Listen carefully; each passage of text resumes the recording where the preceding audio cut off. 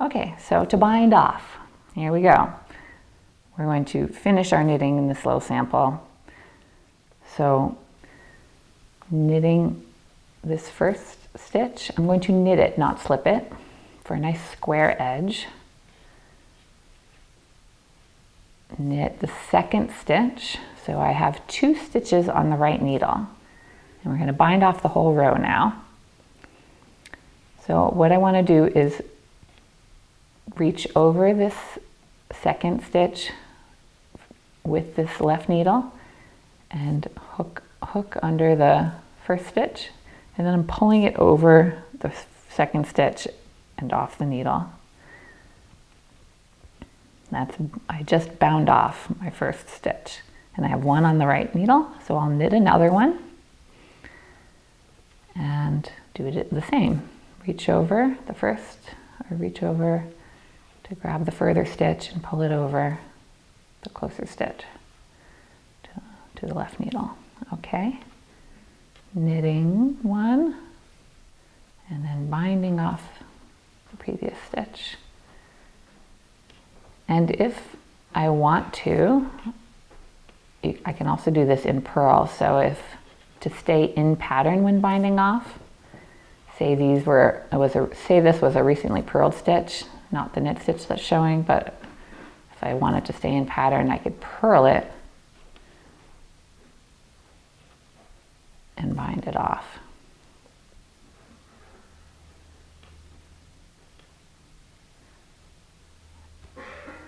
So you can bind off in either knit or purl.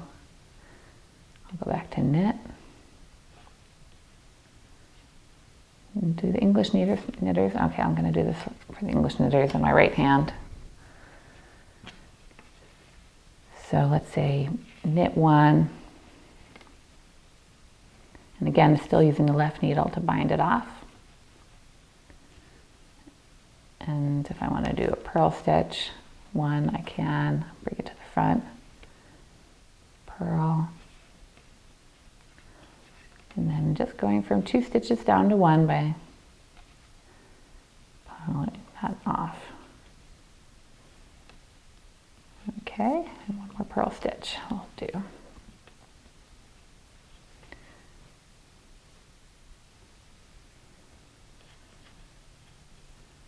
Okay, and then I'm just going to break the yarn or cut it. This is a single ply yarn, so I just untwist it a little bit and it pulls right apart. I don't even need my scissors. There's 1 loop now on the knitting, and I can just fetch that broken strand right through it, feed it right through and pull to keep it from unraveling. And then now the last thing I want to show you is called weaving in the end, or weaving in the ends, since we have 2 of them. And what we do is, this is a tapestry needle, a yarn needle. So I'm just threading this on the needle. So depending on the sample and what you're doing with it, you can do a couple of things to weave in your ends. If you're doing a scarf, you want it to, there's no back of the knitting per se in a scarf, so you'll probably want to do it in the most discreet way possible, and that would usually be duplicate stitch. So I'm going to go down 2 rows just to make it a little more easy for you to see. So I'm just hopping down a little bit, and what I'm going to do is copy the path of a single strand of yarn along the row of the knitting.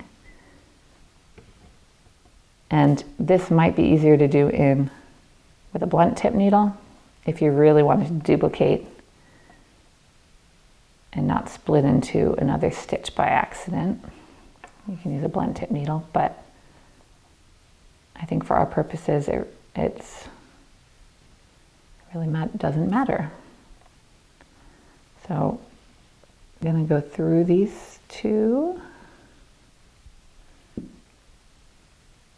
And if you find it hard to see what a single path of a single row looks like, and you want better clarity on that, try knitting in in a multicolored yarn, because you'll see several stitches in a row of one color, and then on the next row several stitches of another color, and you can really see which is one row and which is another.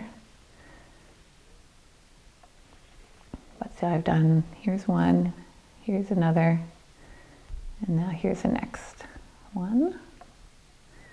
So I could do a few stitches like this. Oh, I lost my yarn.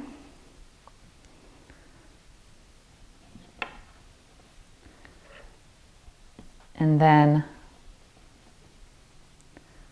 maybe just pop it for the final, right before I cut. I like to, and this is great with a sharp needle, kind of go down into the middle of a ply, like into one side of a stitch, and then straight down into the next one below it. You could even do a few.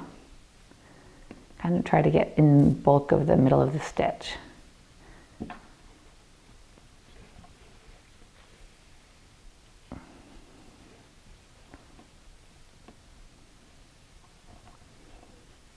I shouldn't have hopped from the top of that because it kind of split it in an obvious way, but I wanted to show you what I was doing. Maybe hopping into the top of the stitch below where I was working would have been a little less obvious. Just kind of split that ply a little bit. That's okay. So now we can cut this off.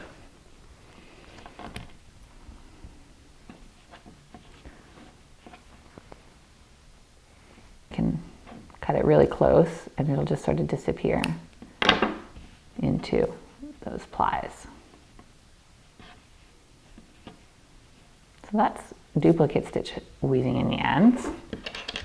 And now had I knit those few stitches with the cast on, I could just cut it off, or maybe duck it up, maybe go up into one side of a few stitches like I just did before cutting it off if I wanted to. But I'll show you one more technique for weaving in the ends, and this is when you have the back of a work like a sweater or something, and it's a little faster. It's maybe more, it's a little more secure because you're using more yarn. So say this is the back of the knitting facing us right here. What I'll do is go skim vertically into the knitting just like I did, and it doesn't have to be neat as long as it's not showing through on the other side. Just skimming and splitting the plies. I need a sharp needle to do this. And then splitting the plies on, again going down the other direction. And I'm going up and down, not back and forth. I can skim purl nubs or knit.